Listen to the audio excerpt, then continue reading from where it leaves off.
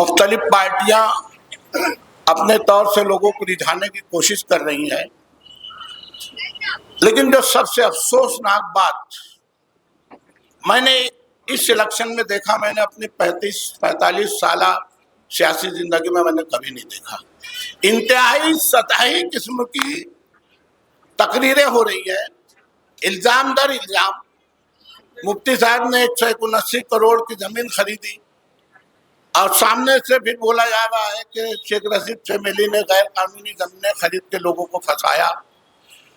कल तक वो दादा भूसे के साथ थे, शिवसेना के साथ थे, तो मुफ्ती साहब MIM के लोग मुखालफत करते थे।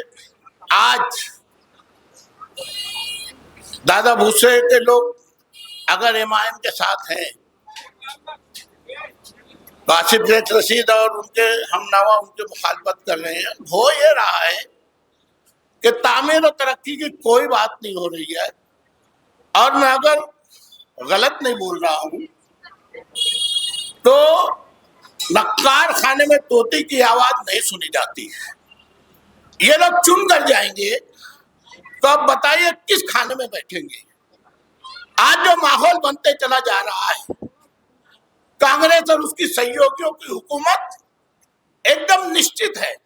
ये तय है कि आने वाले वक्तों में 23 तारीख का जब नतीजा निकलेगा, 20 तारीख के असेंबली की वोटिंग के बाद एग्जिट पोल जो बता रहे हैं कि कांग्रेस और उसके सहयोगियों को 180 के करीब सीट मिलने वाली है। अब अगर ऐसा है तो बताइए आपकी और हमारी बदकिस्मती होगी कि नहीं होगी। महाराष्ट्र में अगर कांग्रेस और उसके सहयोगियों की हुकूमत हो और यहाँ का मेंबर ऑफ पार्लियामेंट, यहाँ की खासदार डॉक्टर शोभाताई बच्चा हो, और अगर यहाँ का कांग्रेस का नुमाइंदा अगर चुनकर न आए तो बताइए आपको और हमको अपने अक्ल में मातम करने का नजारा करने की बात है कि नहीं है। और होना यह चाहिए कि असेंबली में एजाज में, पार्लियामेंट में शोभाताई बच्चा और हुकूमत कांग्रेस और उसकी सहयोगियों की हो, तो फिर तो तरक्की और तामीर की बात, आपके और हमारे मुस्तकबिल की बात, हमारे हुकूक की बात। देखिए, तकदीरें पार्लियामेंट और असेंबली में लिखी जाती है। वहां यह तय होता है कि 5 साल की हुकूमत किस किस समाज के साथ किस ढंग का रवैया अपनाएगी, उनके हुकूक के लिए, उनके मुस्तकबिल के लिए, उनकी नस्लों के लिए, तालीम और तरक्की की बात, उनके मुस्तकबिल की बात, ये सब बातें असेंबली और पार्लियामेंट के 5 साल जो निजाम होता है उसमें तय होता है। अब बात उनकी सुनी जाती है जिनके पास वोटिंग पावर होता है, जिनके पास तादाद होती है। अगर मुझे बताइए, गलती से अगर हम लोगों ने उन लोगों को जो अकेले चल रहे हैं, जिनका कोई वाली पूछने वाला नहीं है, अगर ये लोग गलती से चुन के चले गए तो बताइए किस खाने में बैठेंगे। वो बातें बड़ी लच्छीदार करेंगे, आपको हमको रिझाएंगे, लेकिन यकीन मानिए बात उसकी सुनी जाती है जिसके पास ताकत है। और जो मुस्तकबिल बता रहा है कि आने वाले वक्तों में कांग्रेस और उसकी सहयोगियों की हुकूमत बनने जा रही है, अगर ऐसा है तो बताइए कांग्रेस का नुमाइंदा आपके पास वो बेबाक नौजवान है कि नहीं है। अब मैं उनसे पूछता हूं, जो लोग यहाँ निश्चित दावेदारी करके जा रहे हैं कि हम चुन कर आएंगे तो ये करेंगे वो करेंगे, मैं पूछता हूं उनसे कि अगर वो चुन के आए तो जमहूरी ताकतों का साथ देंगे या फसादी ताकतों का साथ देंगे। अव्वल तो उनकी जबान गुम हो जाएगी। अगर वो बोले भी हिम्मत से कि हम जमहूरी ताकतों का साथ देंगे, तो मेरे भाइयों, जमहूरी ताकत का सबसे बड़ा नुमाइंदा आपके साथ बैठा है ना, फिर इसको क्यों वोट नहीं, फिर ये क्यों आपका नुमाइंदा नहीं। ये सिर्फ दावेदारी कर रहे हैं। देखिए, इब्नुल वक्ती करेंगे ये 2009 से 14 और 19 तक हमने अपने आप को बिखराव का शिकार किया। अब हस्ताई ताकतें और बीजेपी की ताकतें जिस ढंग से इस मुल्क के ऊपर मुसल्लत हो गई, अकलियतों और खासतौर से मुसलमानों का जो हाल हुआ वो किसी से छुपा नहीं है। मॉब लंचिंग के नाम पर, गौ रक्षण के नाम पर, लौ जिहाद के नाम पर, ले जिहाद के नाम पर, एनआरसी के नाम पर न जाने किन किन वाहियात मामलात में हमको बताया गया। और आज वक्फ का जो मामला है, अगर हम लोगों ने 2024 में यकसुई का मुजाहरा नहीं किया होता, अगर हमारे उलमाए किराम ने पूरे मुल्क में इस बात का इरादा नहीं किया होता कि कांग्रेस और उसके सहयोगियों को साथ देना चाहिए मुसलमानों को, तो यकीन जानिए ये 400 के पार होते और हमारी वक्फ की वो जमीनें जो हमारे अकाबरीन ने, हमारे पुरखों ने जो हमको सौंपी है वो हमसे छीन ली जाती। आपको मालूम नहीं होगा कि रेलवे और हवाई जहाज के बाद सबसे ज्यादा जमीनें अगर किसी के पास है तो हम मुसलमानों के पास है। वक्फ की जमीन 9 लाख एकड़ है, उसमें हमारी खानकाहें हैं, उसमें हमारे मदारिस हैं, उसमें हमारे दरगाहें हैं, उसमें हमारे दीनी मदारिस हैं। इन सब पर बीजेपी और उन हस्ताई ताकतों की नजरें हैं। आज ज्वाइंट पार्लियामेंट्री कमेटी के जरिए विरोध किया जा रहा है और इस बात का इरादा किया जा रहा है कि ये जो वक्फ की जमीन मुसलमानों की है, इसके ऊपर किसी का हक नहीं है चाहे मुसलमानों के। दुआ कीजिए कि ज्वाइंट पार्लियामेंट्री कमेटी में हमारी बात मानी जाए। आज अलीगढ़ का मसला, अलीगढ़ यूनिवर्सिटी का मसला वक्ती तौर से अगर हल हुआ है तो हमको बहुत खुश होने की जरूरत नहीं है। आज वो 3 बेंच की जो कमेटी होती है उसके जरिए ये हल करने की बात हो रही है। ठीक है, हमको हल्का सा एक ऐसा मामला जरूर मिला है कि हम थोड़ा सा अपने आप को ऐसा महसूस कर रहे हैं कि हम खतरे के बाहर हो गए। खतरा भी दूर नहीं हुआ है साथियों। जहां जहां कांग्रेस और उसके सहयोगियों की हुकूमत है, वहां वहां देख लीजिए कि बीजेपी और उसके एजेंडे को किस तरीके से तरबतर करके फाड़ा गया है। तेलंगाना हो, हिमाचल प्रदेश हो, कर्नाटक हो, जम्मू कश्मीर हो, दिल्ली हो, झारखंड हो, मगरबी बंगाल हो, यहाँ सब बीजेपी मुखालिफ हुकूमतें हैं।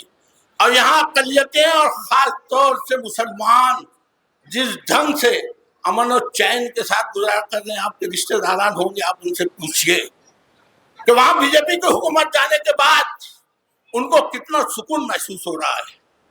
आज जो मामला, जो मंजरनामा इस मुल्क में और इस महाराष्ट्र में दिखते चला जा रहा है, ये बात एकदम आया है, रोज रोशन की तरह आया है कि महाराष्ट्र में कांग्रेस और उसके सहयोगियों की हुकूमत बनने जा रही है। और यकीन जानिए, अगर महाराष्ट्र में कांग्रेस और उसके सहयोगियों की हुकूमत बने तो मरकज की बीजेपी गवर्नमेंट जो बैसाखियों पर है, नीतीश कुमार और चंद्रबाबू नायडू की पार्टी की बैसाखियों पर ये जो चल रही है वो तरबतर हो जाएगी और गिर जाएगी। और जिस दिन यह गिरेगी उस दिन इनका जनाजा निकलेगा। और ये अपनी फिरका परस्ती से नक्सलबाज आए थे ना, आज बाज आ रहे हैं।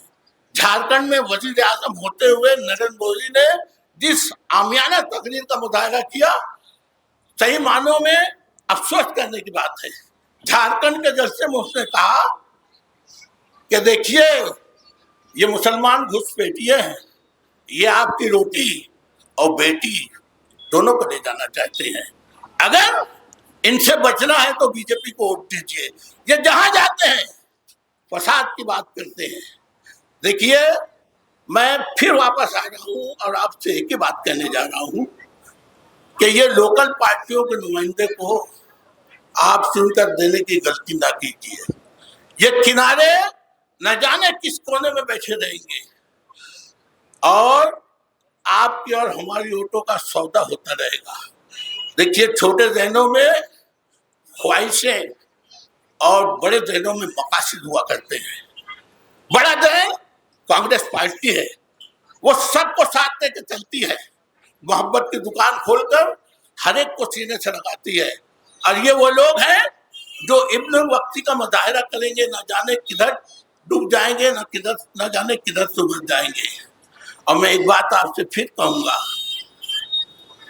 कि वो लोग जो कामयाब होना चाहते हैं अपने लीडर और अपने हीरो तय करते हैं। अभी 18 नवंबर को वली रहमानी साहब ने जलगांव के जलसे में कहा था कि मुसलमानों की हालत उन पुरियों जैसी हो गई है जो लोगों को ट्रेन पे बिठाते हैं या ट्रेन से उतारते हैं। अब वक्त तो वो आ गया है कि हम लोग खुद ट्रेन के मुसाफिर बने। और उसके बाद उन्होंने महाविकास अघाड़ी की हिमायत की है, इतने बड़े आलिम दीन ने जिनको सियासत से कोई लेना देना नहीं। वक्त ने उनको मजबूर किया कि वो ऐलान करें कि महाराष्ट्र में महाविकास अघाड़ी की हिमायत की जाए, मुसलमानों को यकतरफा तौर से महाविकास अघाड़ी के उम्मीदवार को वोट देना चाहिए। साथियों, लम्हे को जिंदगी के लिए कम न जानिए, लम्हा गुजर गया तो समझिए सदी गई है। आपने 20 तारीख का लम्हा अगर खो दिया और आपका ये नुमाइंदा जो नौजवान भी है और बहुत ज्यादा जज्बाती भी है, काम की इसमें लगन भी है, अगर आपने इसको नर्वस किया तो ये हमारी और तुम्हारी कोताही होगी। तारीख आपको कभी माफ नहीं करेगी। मैं अक्सर कहता हूं कि लोगों की मजबूरी है कि वो लोगों का काम करे, क्योंकि वो सियासत में जिंदा रहना चाहते हैं। एजाज बेग का तो शौक है, वो लोगों का काम करता है, वो लोगों का काम करके भूल जाता है और ये नहीं बोलता, और उनके दरवाजे पे जाके ये नहीं बोलता कि मैंने तुम्हारा काम किया था ना, मेरा एहसान का बदला चुकाओ, मुझको वोट दो। पागल है वो, काम का जुनून है और इस जुनूनी को आप लोगों के वोटों की बहुत सख्त जरूरत है। अगर आपने थोड़ा सा यकसुई से और जहन के दबीज पर्दों को अगर खंगाला और महसूस किया कि ये इलेक्शन जो इंतहाई क्रिटिकल मोमेंट पे है, किसको वोट देना चाहिए, आपके दिल के दबीज पर्दों से एक ही आवाज आएगी, एजाज बेग, एजाज बेग, एजाज बेग। मैं तमाम अच्छी उम्मीदों के साथ, आपकी दुआओं के साथ, इस उम्मीद के साथ आपसे विदा ले रहा हूं कि ये इस्लामपुरा जिसकी सदारत हमने जानपुर कर आरिफ अल्ताफ बाबिन वाले को जो नहीं दी, उनके वालिद मोहतरम अल्ताफ उस्ताद, उन्होंने 1940 में जो दाबी बनाई थी लकड़ी की, उस वक्त के अंग्रेज गवर्नमेंट ने उनको 250 के इनाम से नवाजा था। इस्लामपुरा वो इलाका है जहां आजादी के बाद कांग्रेस का पहला एमएलए साबित सत्तार चुन के आए। इस्लामपुरा वो इलाका है जहां शहर का पहला पावर लूम रजाक सेठ ने इसी इस्लामपुरे में लगाया। इस्लामपुरा वो इलाका है जहां सबसे पहले शहर का बैरिस्टर सालिक बैरिस्टर इसी गली का रहने वाला वो बन के आया। इस्लामपुरा वो इलाका है कि शहर का पहला एमबीबीएस इसी इलाके से बनकर गया डॉक्टर खलीद अहमद अंसारी साहब।